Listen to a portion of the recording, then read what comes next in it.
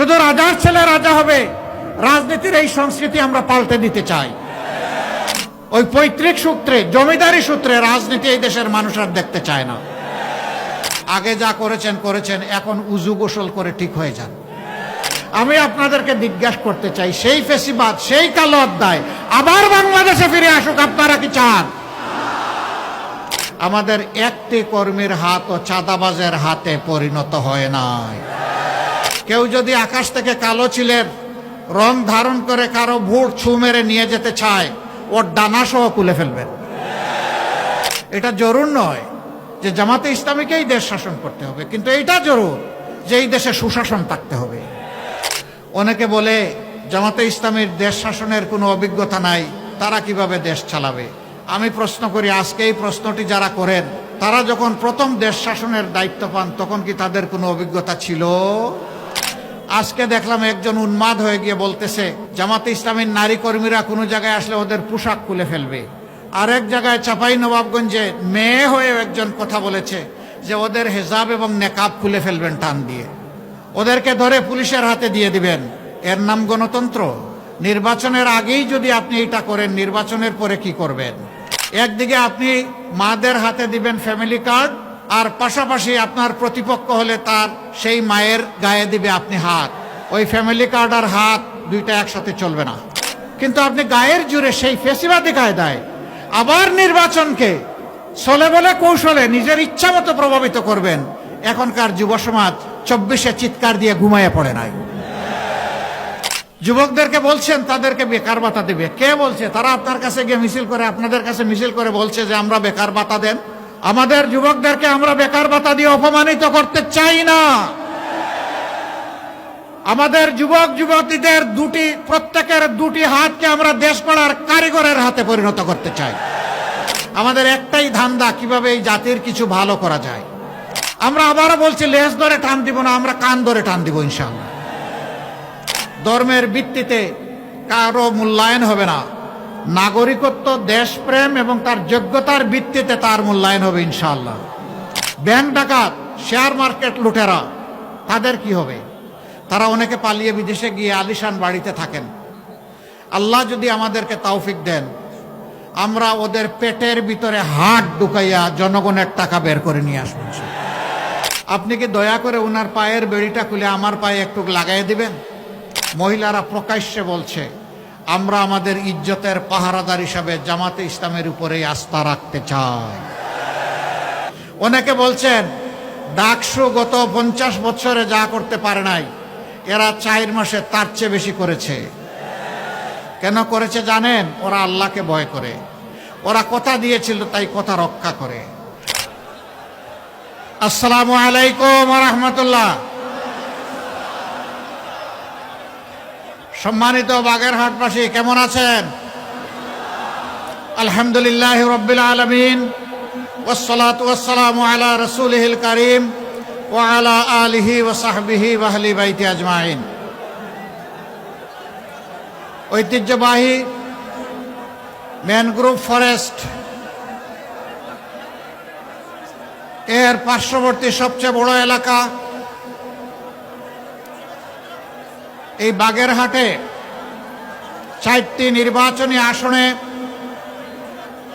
11 দল সমর্থিত এবং বাংলাদেশ জামাতে ইসলামী মনোনীত 4 জন প্রার্থীর সমর্থনে আজকের এই সভার সম্মানিত সভাপতি, সভামঞ্চে উপস্থিত বাংলাদেশ জামাতে ইসলামী সহ 11 দলের কেন্দ্রীয় এবং স্থানীয় নেতৃবৃন্দ, উলামা হযরত, বাগেরহাট ভাষী এবং সাংবাদিক বন্ধুগণ, আমার আগে আমার ভাইয়েরা এখানে দাঁড়িয়ে বক্তব্য রেখেছেন। নতুন কোনো বক্তব্য আমি এখানে দিতে দাঁড়াইনি এবং আমি জামাতে ইসলামীর পক্ষ থেকেও এখানে বক্তব্য দিতে আসিনি। আমি এসেছি 2006 সালের 28 অক্টোবর লগিবইটার তাণ্ডব থেকে শুরু করে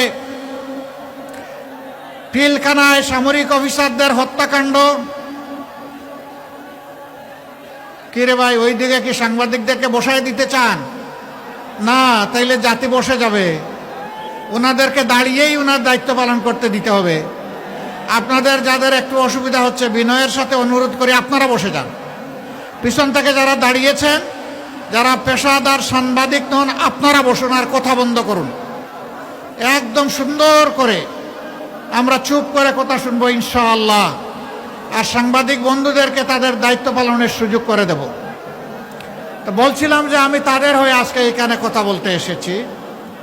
28 অক্টোবরের সেই লগি বইটার তাণ্ডবে যে মানুষগুলাকে খুন করা হয়েছিল, এই থেকে শুরু করে পরবর্তী পর্যায়ে 2009 সাল 25 এবং 26শে ফেব্রুয়ারি ঢাকার পিলখানায় যেই সমস্ত সামরিক অফিসার 57 জনকে হত্যা করা হয়েছিল, এরপরে জামাতে ইসলামীর শীর্ষস্থানীয় নেতৃবৃন্দকে যুদ্ধ অপরাধের মামলার নামে সহস্রাব্দীর সবচেয়ে মিথ্যা এবং জঘন্য অপবাদ দিয়ে যারা খুন করেছিল, এই অন্যায়ের প্রতিবাদ করতে গিয়ে যারা আমাদের হাজারো কর্মীকে আমাদের বুক থেকে কেড়ে নিয়েছে এবং পুরা 15.5 বৎসর জুড়ে এদেশের সকল রাজনৈতিক দল, আলিম উলামা, সাংবাদিক, বিভিন্ন শ্রেণী এবং পেশার মানুষ, শিশু থেকে বৃদ্ধ, মা থেকে বাবা, ঠান্ডা মাথায় যাদেরকে খুন করা হয়েছিল, আমরা তাদের ঘরে ঘরে যাওয়ার চেষ্টা করেছি। সর্বশেষ 24 জুলাইয়ে আমাদের যে যুব সমাজ বুক চিতিয়ে জাতির মুক্তির জন্য, আজাদির জন্য লড়াই করে জীবন দিয়ে গেছে, আহত পঙ্গু হয়েছে, আমরা তাদের ঘরে ঘরে জনে গনে যাওয়ার চেষ্টা করেছি। সেদিন যে মা, যে বাবা তার সন্তান হারিয়েছেন, যে যুবতী ভন্টি তার স্বামী হারিয়েছে, যে অবুঝ শিশুরা তার বাবা হারিয়েছে, আমরা তাদের চোখের কোনায় পানি দেখি নাই, আমরা রক্তের ফোঁটা দেখেছি। তাদের আপনজনকে যে খুন করেছিল, সেই খুনিদেরকে বিচারের আওতায় আনার প্রয়াস শুরু হয়েছে। জানি না সব বিচার এ জগতে সম্ভব হবে কিনা, তবে নিশ্চিত যার যার পাওনা আদালতে আখেরাতে সবাই পেয়ে যাবে ইনশাআল্লাহ। প্রিয় দেশবাসী,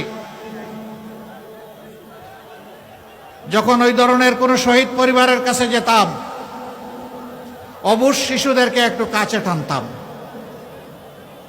4-5 বছর 6 বছরের বাচ্চারা হাতে ধরে টেনে নিয়ে যেত, একটা দেয়ালের সামনে নিয়ে দেয়ালে আঁকা তার বাবার ছবি দেখিয়ে বলতো, এটা আমার বাবার ছবি, আমার বাবা কি আর আসবে? এই অবুঝ শিশুদের এই প্রশ্ন শুনে আমরা স্তব্ধ হয়ে যেতাম। আমাদের বুকের এবং টুটের ভাষা বন্ধ হয়ে যেত। আমরা তখন চোখের ভাষায় কথা বলতাম। তখন চোখ দিয়ে আমাদেরও পানি গড়াতো ওদের চোখের পানির সাথে। আমি তাদের হয়ে আজকে এখানে দাঁড়িয়েছি। আমি দাঁড়িয়েছি ওই সমস্ত বনি আদমদের হয়ে যাদেরকে আপনজনের বুক থেকে তুলে নিয়ে কোথায় গায়েব করা হয়েছে, কোন আয়নাগরে রেখা হয়েছে, তাদের আপনজনেরা জানে না। আমরা যখন বিভিন্ন জায়গায় যেতাম, এরকম কিছু মানুষ ছুটে আসতেন, বলতেন, বাবা, ভাই, আমার সন্তানটা হারিয়ে গেছে, ওরকম তুলে নিয়েছিল, কোনো খবর পেলাম না, ও কি জীবিত আছে? যদি জীবিত থাকে তাইলে কোথায় আছে আপনারা কি জানেন? আর যদি না থাকে তাইলে তার কবরটা কোথায় আমাদেরকে একটু দেখাই দিতে পারবেন? যদি জীবিত থাকে, আল্লাহ যেন আমার বুকের ধনকে আমার বুকে ফিরায় দেন। আর যদি দুনিয়া থেকে চলে যায়, অন্তত তাদের কবরটা দেখে মনে একটু শান্তি নিতে চাই। ওই কবরের মাটি ছুঁয়ে আমাদেরকে কবরটা দেখায় দিতে পারবেন? বলুন, এই সমস্ত মানুষদের কাছে আমাদের কোনো জবাব ছিল? অসংখ্য বনি আদমকে, এই দেশের নিরীহ নাগরিককে, রাজনৈতিক দলের নেতাকর্মীদেরকে, আলিম উলামাকে দফায় দফায় জেলে নেওয়া হয়েছে মিথ্যা মামলায়। মাঝে মাঝে কোর্ট থানার গারদে বসে থাকতাম। কখনো কখনো দেখতাম সফেদ দাড়িওয়ালা, মাথায় পাগড়ি বাঁধা, দেখে মনে হতো যে বড় মাপের কোনো আলেম হবেন। সবাইকে তো আর চিনতাম না। এরকম একজন আলেম, আমাকে যে রুমে রাখা হয়েছে তার উল্টা দিকে ওনাকে রাখা হয়েছে। আমি দেখতে পেলাম ওনার পায়ে বেড়ি পরানো। কোর্টের ওসিকে সালাম পাঠালাম, উনি আসলো। আমি বললাম যে ওই যে এখানে বসে আছেন উনি কে? তো উনি একটা পরিচয় দিলেন, আমি নামটা এখানে বলতে যাচ্ছি না। আমি বললাম যে উনি যদি সেই ব্যক্তি হয়ে থাকেন তাইলে তো উনি হাজার আলিমের উস্তাদ। আপনি কি দয়া করে উনার পায়ের বেড়িটা খুলে আমার পায়ে একটু লাগাই দিবেন? কয় কেন? আমি বললাম সহ্য হয় না। কয় মাফ করবেন, আপনার পায়ে বেড়ি লাগালে তো ওই জেল থেকেই লাগাই দিত। ওই বেড়ি খুলতেও পারবো না আর আপনার পায়ে লাগাতেও পারবো না।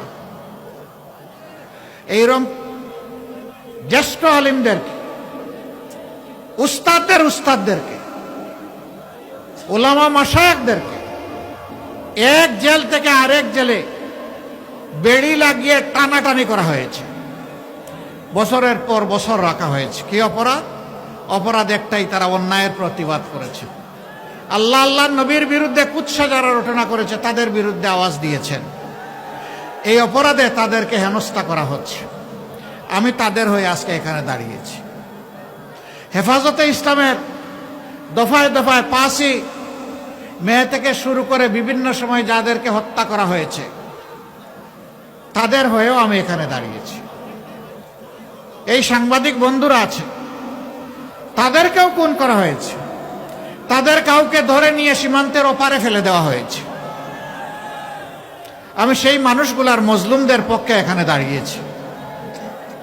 আমি সেই 18 কোটি মজলুম মানুষের পক্ষে দাঁড়িয়েছি যারা সিন্ডিকেট করে নিত্যপণ্যের দ্রব্যকে, মূল্যকে আকাশে তুলে দিয়েছিল, মানুষের জীবনকে বিষিয়ে তুলেছিল সিন্ডিকেশন এবং চাঁদাবাজির মাধ্যমে। আমি তাদের হয়ে এখানে দাঁড়িয়েছি।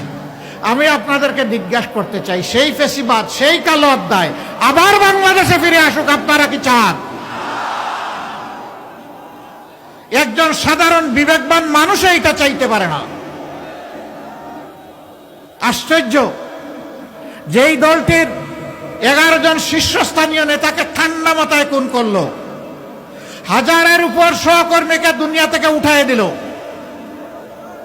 250-র অধিক সহকর্মীকে আয়নাগরের সঙ্গী বানালো, গুম করলো, যাদের নেতৃবৃন্দের বাড়িঘর বুলডোজার দিয়ে ভেঙে গুড়িয়ে দিল, যাদের নিবন্ধন কেড়ে নিল, প্রতীক কেড়ে নিল, দিশাহারা হয়ে শেষ পর্যন্ত সংগঠনটাকেই নিষিদ্ধ করে দিল। সেই মজলুম সংগঠন আল্লাহ তাআলা এই জাতিকে যখন আমাদের বুকের সন্তানদের বুক চিতিয়ে যুদ্ধ করার ফসল হিসাবে আমাদেরকে মুক্তি দিলেন, আমরা সেজদায় পড়লাম, শুকরিয়া আদায় করলাম। সেই রাতেই আমরা ঘোষণা করলাম, আজ আমরা সকল কষ্ট ভুলে গেলাম, আমরা কারো উপর প্রতিশোধ নেব না। বাংলাদেশের 56,000 বর্গমাইলে বসবাসকারী 18 কোটি মানুষ তার সাক্ষী, আমরা কারো উপর প্রতিশোধ নেই নাই।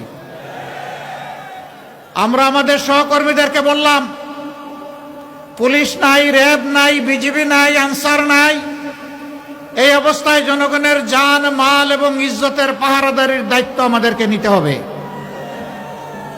আমরা পাহারাদার হয়ে সমাজের জন্য ঘর থেকে বের হয়ে আমরা দাঁড়িয়ে গেলাম। টানা 15 দিন সেই বৃষ্টি ভিজা এবং রোদে শুকানো দিনে আমাদের সহকর্মীরা পাহারা দিয়েছে দেশের মানুষের জান, মাল এবং ইজ্জতের। এরপরে সরকার যখন গঠন হয়েছে, কিছু স্থিতিশীল হয়েছে, পুলিশ আস্তে আস্তে তাদের কাজকর্মে ফিরে এসেছেন, তখন আমরা তাদের সাথে এবং বিভিন্ন পক্ষ, বিভিন্ন দল, ধর্মের নেতৃবৃন্দের সাথে আলাপ করে আমাদের সহকর্মীদেরকে আমরা তুলে এনেছি।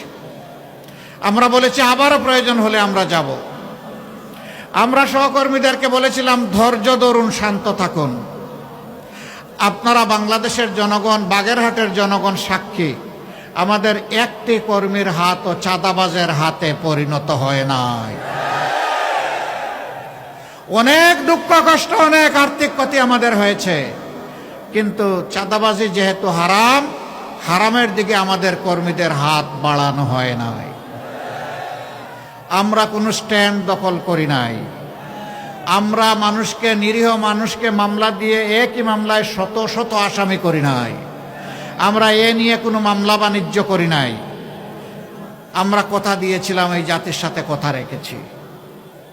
কেন জানেন? আমরা এই দেশটাকে ভালোবাসি, আমরা এই দেশের মানুষকে বড়ই ভালোবাসি।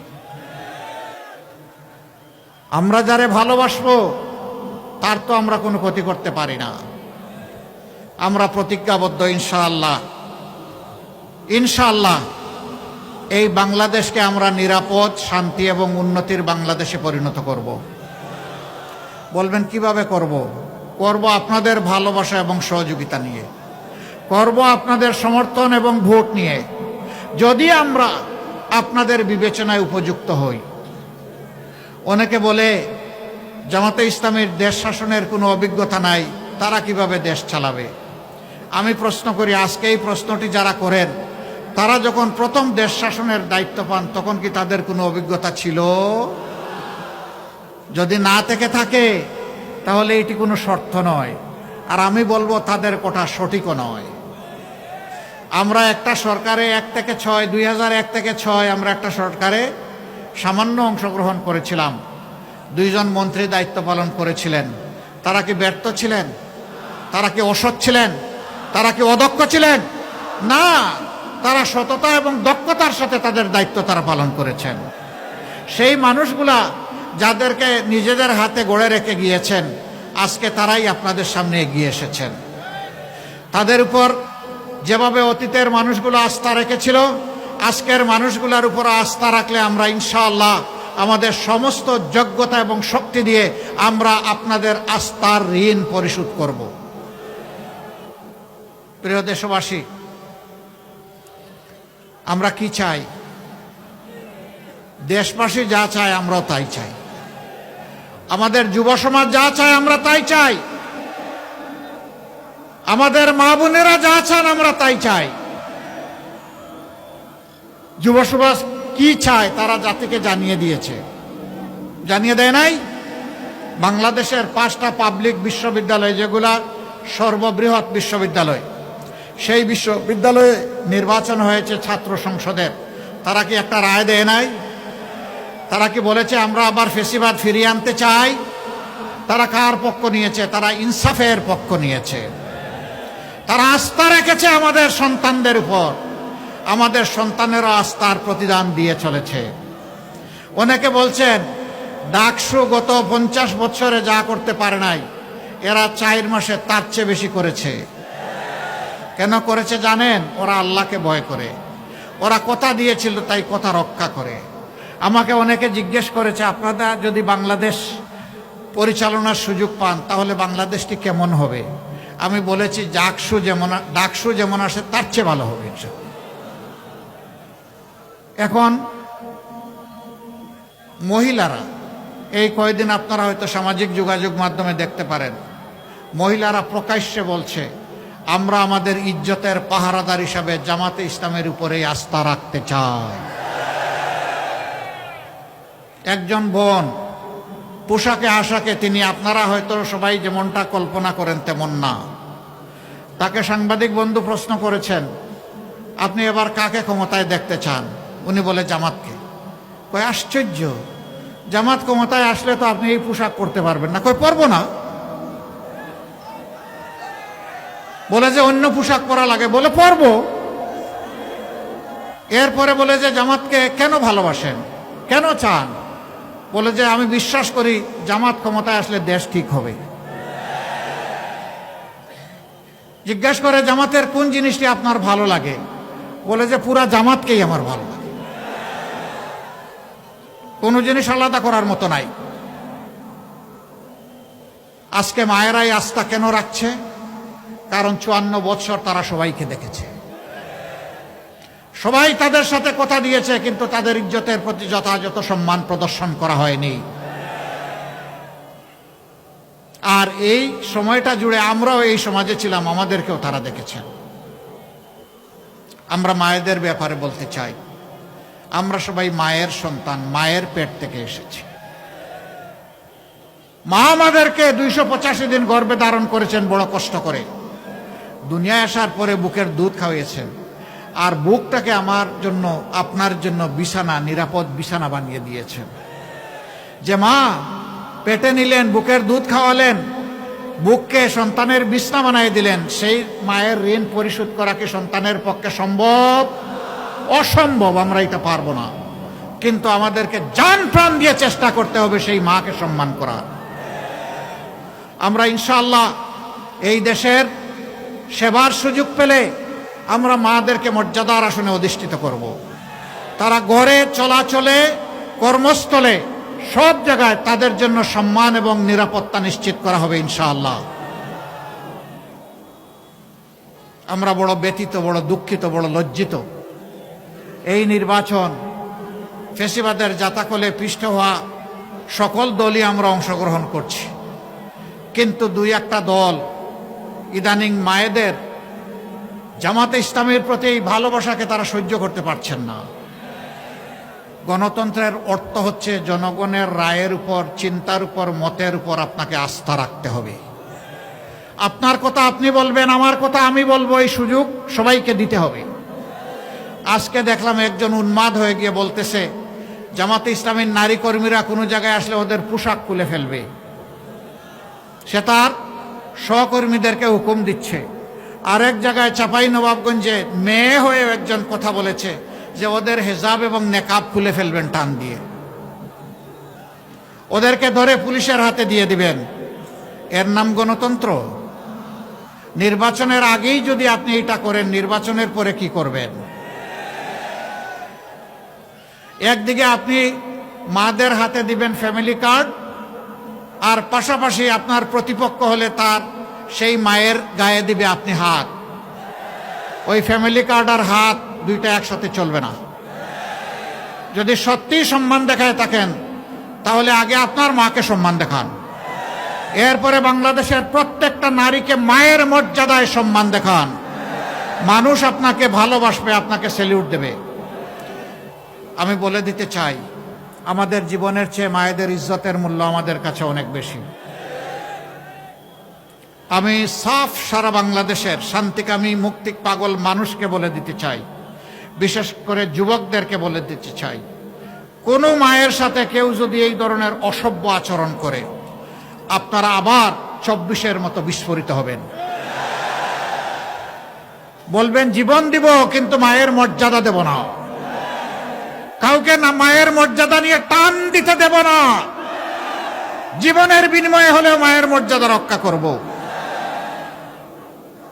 যারা মাদেরকে নিয়ে এইরকম অপমান করেন, এদেশের অর্ধেক হচ্ছেন আমাদের মায়ের সমাজ।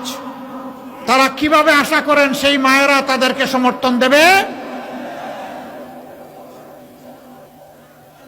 আমরা দোয়া করি শুভ বুদ্ধির উদয় হোক। হ্যাঁ, মাদের ছাড়াও বিভিন্ন জায়গায় হচ্ছে। আজকেও ঢাকায় দেখেছেন কিছু একটা হয়েছে। প্রতিদিন বিভিন্ন জায়গায় অসহিষ্ণু এই কার্যক্রম চালানো হচ্ছে। কেন রে ভাই, এখন তো মাঘ মাস। এই শীতের দিনেই যদি মাথা এত গরম হয়, চৈত্র মাসে কি হবে? আপনার আদর্শ নিয়ে আপনি মাথা ঠান্ডা রেখে যান জনগণের কাছে, সুন্দর করে বুঝায় কথা বলেন, আপনাকে আমরা ওয়েলকাম করব। কিন্তু আপনি গায়ের জোরে সেই ফেসিবাদী কায়দায় আবার নির্বাচনকে ছলে বলে কৌশলে নিজের ইচ্ছা মতো প্রভাবিত করবেন। এখনকার যুব সমাজ 24-এ চিৎকার দিয়ে ঘুমাইয়ে পড়ে নাই। যুবকদেরকে বলছেন তাদেরকে বেকার ভাতা দেবে। কে বলছে? তারা আপনার কাছে গিয়ে মিছিল করে, আপনাদের কাছে মিছিল করে বলছে যে আমরা বেকার ভাতা দেন। আমাদের যুবকদেরকে আমরা বেকার ভাতা দিয়ে অপমানিত করতে চাই না। আমাদের যুবক যুবতীদের প্রত্যেকের দুটি হাতকে আমরা দেশ গড়ার কারিগরের হাতে পরিণত করতে চাই এবং তাদের হাতে মর্যাদার কাজ তুলে দিতে চাই। তারা যেন বুক ফুলিয়ে বলতে পারে, এদেশ আমার দেশ, আমি বাংলাদেশ। আমি বাংলাদেশের জন্য আমার দুই হাত দিয়ে অবদান রেখে চলব। আমি হাত বাড়িয়ে কারো কাছ থেকে বেকার ভাতা নেব না। যুবকরা মন খারাপ করেছেন, আপনারা কি বেকার ভাতা চান না কাজ চান? আলহামদুলিল্লাহ, আপনারা কাজ চান, আপনাদেরকে মোবারকবাদ।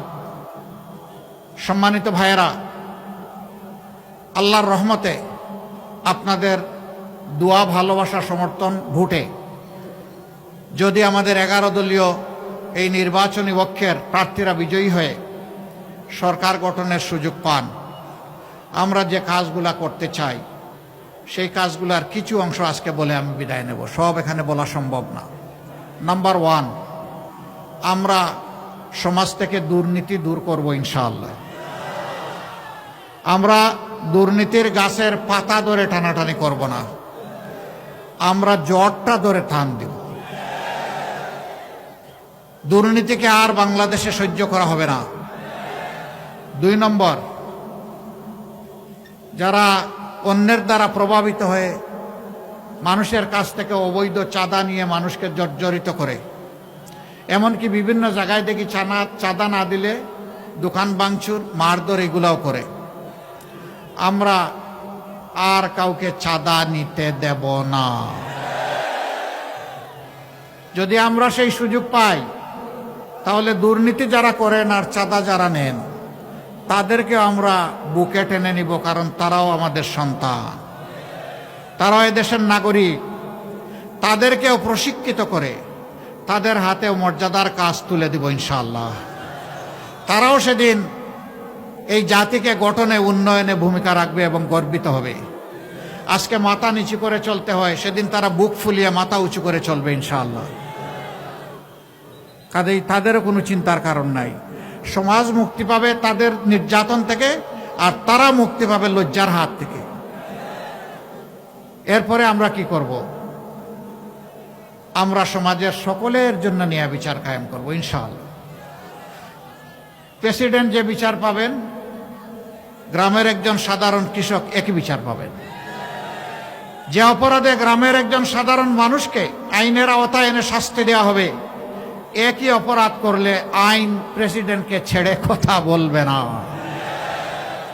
বিচার সমান। এই বিচারে যারা ভয় পায় তারা আমাদের বিরোধিতা করবে। আমরা তাদেরকে ভয় পাই না, আমরা একমাত্র আল্লাহ তাআলাকে ভয় করি। আমাদের 3য় অঙ্গীকার, মানুষের পেটে এবং মুখে ভাত তুলে দেওয়া, এটা আমাদের দায়িত্ব, কিন্তু রিজিকের মালিককে আল্লাহ রাব্বুল আলামিন। আমরা আল্লাহ তাআলার কাছে চাইব এবং মানুষের অর্থনৈতিক প্রবৃত্তি অর্জনের জন্য স্বচ্ছতার সাথে দূরদর্শী চিন্তা করব ইনশাআল্লাহ। আগামী 5 বছর পরে বাংলাদেশ কোথায় যাবে, 10 বছর পরে কোথায় যাবে, 50 বছর পরে কোথায় যাবে, এটা জরুর নয় যে জামাতে ইসলামীকেই দেশ শাসন করতে হবে, কিন্তু এটা জরুর যে এই দেশে সুশাসন থাকতে হবে। এই দেশকে যারা ভালোবাসে তাদেরকেই শাসনের দায়িত্ব দিতে হবে। প্রিয় দেশবাসী, আমরা সেই রকম ভিশন নিয়ে, পরিকল্পনা নিয়ে আপনাদের সাথে বসবো, কথা বলবো, ডায়ালগ করব, তারপরে সবাই মিলে বাংলাদেশ গড়ব ইনশাআল্লাহ। ব্যাংক ডাকাত, শেয়ার মার্কেট লুটেরা, তাদের কি হবে? তারা অনেকে পালিয়ে বিদেশে গিয়ে আলিশান বাড়িতে থাকেন। আল্লাহ যদি আমাদেরকে তৌফিক দেন, আমরা ওদের পেটের ভিতরে হাত ঢুকাইয়া জনগণের টাকা বের করে নিয়ে আসবো। যা পারি, যতটুকু পারি, সেই টাকা রাষ্ট্রীয় তহবিলে যোগ হবে, তাই দিয়ে জনগণের উন্নয়ন কর্মকাণ্ড পরিচালিত হবে ইনশাআল্লাহ। এরপরে যদি আল্লাহর মেহেরবানিতে আমরা দায়িত্ব পাই নেই, সেই দিন থেকে আমরা সাফ বার্তা সবাইকে দিয়ে দিব, আগে যা করেছেন করেছেন, এখন উজু গোসল করে ঠিক হয়ে যান। এখন আর এগুলা চলবে না। আগেরটা কি হবে পরে দেখা যাবে, কিন্তু এখনটা করলে আর কেউ রেহাই পাবেন না। এই বার্তা যখন চলে যাবে, আমরা বিশ্বাস করি মাথা যদি ঠিক থাকে শরীর ঠিক হয়ে যাবে। রাজনীতির জায়গাটা স্বচ্ছ হয়ে গেলে গোটা সমাজ স্বচ্ছ হয়ে যাবে ইনশাআল্লাহ। তখন আর কেউ দুঃসাহস দেখাবে না দুর্নীতি করার, অন্য কোনো অপরাধ করার। অপরাধ তো এখান থেকে শুরু হয়, সমস্যা তো গুড়ায়, সমস্যা সমাজের মাথায়। আমরা আবারও বলছি, লেজ ধরে টান দিব না, আমরা কান ধরে টান দিব ইনশাআল্লাহ। যারাই অপরাধ করবে, কোনো ছাড় নাই। সম্মানিত ভাইরা, আমাদের সমাজের একটা বিপুল সংখ্যক শিশু, তারা শিক্ষার আলো থেকে একেবারেই বঞ্চিত। তার মা পেটের ভাত যোগান দিতে পারে না, ওরা শিক্ষা দিবে কিভাবে? সে কি দেশের নাগরিক নয়? সরকারের কোনো দায়িত্ব নেই? সেই লোকগুলা যখন শিক্ষা পায় না, অনাদরে অবহেলায় অযত্নে বড় হয়, তখন তাদের মনের মধ্যে দ্রোহের আগুন জ্বলে উঠে। আমি কি এই সমাজের কেউ নই? এই সমাজ আমাকে এইরকম অন্ধকারে ফেলে দিল কেন? তার মনে তখন প্রতিরোধ স্পৃহা জাগ্রত হয়, তখন বিভিন্ন ধরনের অপরাধ কর্মকাণ্ডে সে জড়িয়ে পড়ে। এর জন্য আমার ওই অবুঝ শিশুটি দায়ী নয়, এই জন্য দায়ী সমাজ এবং সরকার, যারা তাদেরকে শিক্ষার আলো থেকে বঞ্চিত করেছে। ইনশাআল্লাহ আল্লাহ তাআলা আমাদেরকে দেশ পরিচালনার সুযোগ দিলে আমরা তাদেরকে বুকে তুলে নেব এবং তাদের শিক্ষার ব্যবস্থা করব। তাদের মধ্য থেকে মণিমুক্তা বের হয়ে আসবে, আমরা এটা আশা রাখি। এমনকি তাদের মধ্য থেকে বের হয়ে কেউ এসে আগামী দিনের প্রধানমন্ত্রী হতে পারে। শুধু রাজার ছেলে রাজা হবে, রাজনীতির এই সংস্কৃতি আমরা পাল্টে দিতে চাই। যার যোগ্যতা আছে সেই দেশ পরিচালনার দায়িত্ব পাবে ইনশাআল্লাহ, জনগণের ভালোবাসা এবং সমর্থন নিয়ে। ওই পৈতৃক সূত্রে, জমিদারি সূত্রে রাজনীতি এই দেশের মানুষ আর দেখতে চায় না। সম্মানিত ভাইয়েরা, তারপরে কি করব?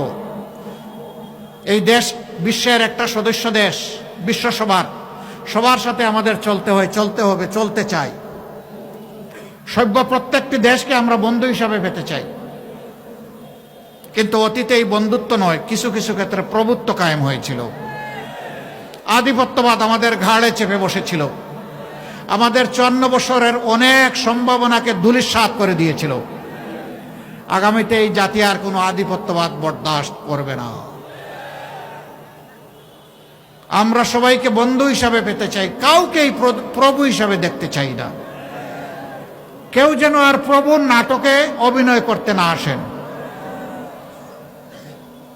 আমরা সবার সাথে ভালো সম্পর্ক, প্রতিবেশীদের সাথে ভালো প্রতিবেশীর সম্পর্ক আমরা রক্ষা করব, কিন্তু আমরা চাই আমাদের সাথেও যেন সেই সম্পর্কটা রক্ষা করা হয়। কিছু লোক জাতিকে বিভক্ত করেছে, মুক্তিযুদ্ধের পক্ষ বিপক্ষ, অমুক ধর্ম অমুক ধর্ম, ধর্মে ধর্মে ক্লেশ, চেতনার ক্লেশ, এইগুলা লাগাই রেখেছে। আমরা এই সবগুলার কবর রচনা করে একটা ঐক্যবদ্ধ জাতি করতে চাই।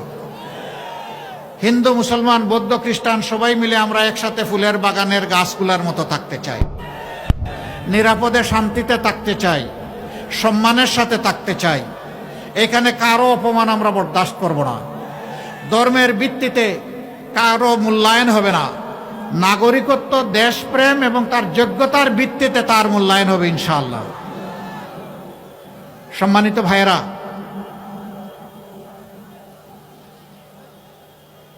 এই বাগেরহাটেরও অনেক সমস্যা আছে না? আবার অনেক সম্ভাবনাও আছে। যুগ যুগ ধরে বাংলাদেশের বিভিন্ন অঞ্চলকে পিছিয়ে রাখা হয়েছে। 15 সালে আমি শরণখোলায় একটা এলাকায় গিয়েছিলাম, জমিনের আইল দিয়ে চলতে হয়েছে, ভালো একটা রাস্তা নাই। 3 জায়গায় আমরা পড়েই গেলাম, আবার উঠে চলতে থাকলাম। কেন? এই বাগেরহাট কি বাংলাদেশের অংশ নয়? হ্যাঁ, উন্নয়নে যারা অবদান রেখেছেন আমরা তাদেরকে ধন্যবাদ জানাই। আবার উন্নয়ন করতে গিয়ে যারা ডাকাতি করেছেন তাদেরকে ধন্যবাদ জানাইতে পারবো না। জনগণের টাকা নিয়ে যারা নিজেদের পকেট বাড়ি করেছেন, সিঙ্গাপুর বানিয়েছেন আর কানাডায় বেগমপাড়া গড়ে তুলেছেন, আমরা তাদেরকে ধন্যবাদ জানাতে পারবো না। ধন্যবাদ জানাবো সততার সাথে, দক্ষতার সাথে এই জাতির খেদমত করে, বাগেরহাটবাসীর খেদমত করে যারা গিয়েছেন, অবশ্যই তাদেরকে ধন্যবাদ। আমরা আপনাদেরকে কথা দিচ্ছি, আমরা সুযোগ পেলে ন্যায্যতার ভিত্তিতে যে এলাকা সবচেয়ে বেশি বঞ্চিত, ওই এলাকার দিকে ইনশাআল্লাহ আমাদের চোখটি প্রথমে পড়বে ইনশাআল্লাহ। আমরা এটা দেখব না কোন মন্ত্রী মহোদয় আর প্রেসিডেন্ট সাহেবের বাড়ি কোথায়, আমরা দেখব কোন এলাকার পাওনা সরকারের কাছে সবচেয়ে বেশি, সেই ঋণ সরকারকে পরিশোধ করতে হবে ইনশাআল্লাহ। যদি শুধু সমাজে ইনসাফটা কায়েম করা যায়, দুর্নীতি সহ সব বন্ধ হয়ে যাবে। এই দেশকে জাতিকে পাল্টানোর জন্য 5টা বছর যথেষ্ট। আপনারা কি তা বিশ্বাস করেন? ইনশাআল্লাহ আমরা গভীর আস্থা রাখি এই ব্যাপারে, এবং ইনশাআল্লাহ আল্লাহ তৌফিক দিলে আমরা পারবো ইনশাআল্লাহ। কেন পারবো? যেহেতু আমাদের নিজস্ব কোনো ধান্দাবাজি নাই। আমাদের একটাই ধান্দা, কিভাবে এই জাতির কিছু ভালো করা যায়। আপনাদের সবাইকে অনুরোধ জানাবো, 12 তারিখের 2টি বুথে আপনারা ঐতিহাসিক গুরুদায়িত্ব পালন করবেন ইনশাআল্লাহ। হা বুট মানে হচ্ছে ফেসিবাদ আর ফিরে না আসুক, এক কথা এইটাই হা বুট। হা মানে আজাদি, না মানে গুলামি। এবার আপনারা বলুন, আজাদি না গুলামি? আজাদি না গুলামি? তাহলে 12 তারিখের প্রথম ভোট হবে ইনশাআল্লাহ। শুধু আমি একা না, আমার মা বাবা ভাই বোন স্ত্রী পুত্র যারাই আছে ভোটার, আপনজন প্রিয়জন এলাকাবাসী সবাইকে নিয়ে আমরা নতুন বাংলাদেশের পক্ষে দাঁড়িয়ে যাব ইনশাআল্লাহ। মনে রাখবেন, হা জিতলে বাংলাদেশ জিতবে, আর হা হেরে গেলে বাংলাদেশ হেরে যাবে। আমরা বাংলাদেশকে হারাতে দিব না ইনশাআল্লাহ। দ্বিতীয় ভোটটি হবে ন্যায় এবং ইনসাফের পক্ষে। 11 দল যে প্রতীক নিয়ে যেখানে এসেছে, আমরা সবাই এক। এখন আমাদের পরিচয়, আমরা 11 দলীয় নির্বাচনী ঐক্য, আমরা ঐক্যবদ্ধ বাংলাদেশ। আপনারা ঐক্যবদ্ধ বাংলাদেশের পক্ষে থাকবেন? তাহলে সেদিনকার এখন যেমন গণজোয়ার চতুর্দিকে সৃষ্টি হয়েছে ন্যায়ের পক্ষে ইনসাফের পক্ষে, সেদিন যেন ব্যালটের জোয়ার সৃষ্টি হয় ইনশাআল্লাহ। তবে আপনাদেরকে একটু সাবধান করে যাব, কেউ যদি আকাশ থেকে কালো চিলের রং ধারণ করে কারো ভোট ছু মেরে নিয়ে যেতে চায়, ওর ডানা সহ খুলে ফেলবেন।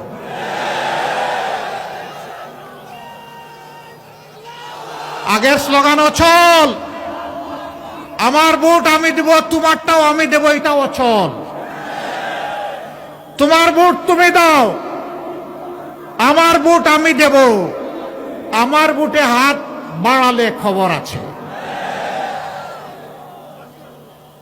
সম্মানিত ভাইরা, নিজের এই ভোটের পাহারাদারি করতে হবে, অন্যের ভোটেরও পাহারাদারি করতে হবে। নাগরিকদের পূর্ণ অধিকার, যারে পছন্দ তারে ভোট দেবে, কিন্তু জোর করে আমার পছন্দের বাক্সে ঢুকাবো, এটাকে বুতা করে দিতে হবে।